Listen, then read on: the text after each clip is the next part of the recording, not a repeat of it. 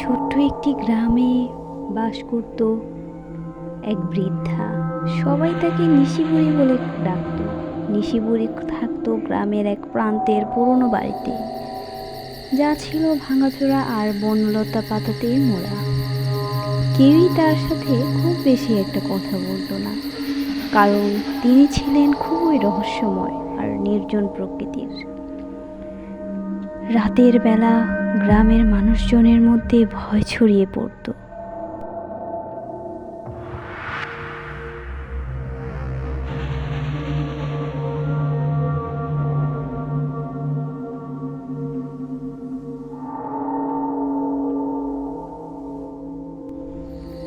নিশিবুড়ি রাত গভীর হলেই বাড়ির বাহিরে বের হয়ে ভুতুড়ে গান গাইতে।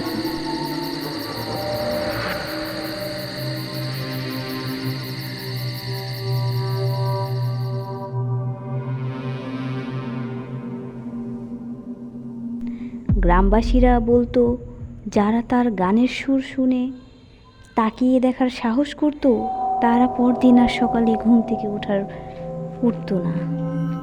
তাদের শরীর মিলত কোনো এক ধান খেতে বা বনের মধ্যে। এক রাতে গ্রামের এক যুবক, নাম ছিল তার রাজু, সাহস করে ঠিক করলো সে এই নিশিবুড়ির আসল রহস্য উন্মোচন করবে। বন্ধুদের নিষেধ সত্ত্বেও রাজু একটি কালো চাদর গায়ে জড়িয়ে নিশিবুড়ির বাড়ির দিকে রওনা দিল। রাত গভীর হতে লাগলো, চারদিকে ছিল গভীর নিস্তব্ধতা। হঠাৎ করেই রাজু শুনতে পেল সেই ভুতুড়ে গানের সুর।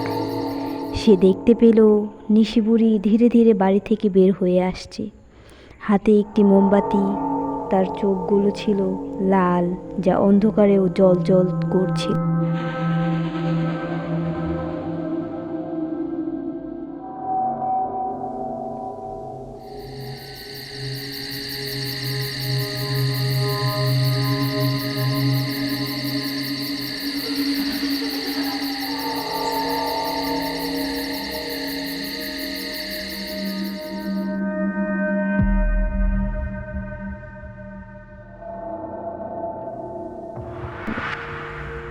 বুড়ি কোনো কিচ্ছু না বলে সামনে চলতে লাগলো, আর রাজু তার পেছনে পেছনে গেল।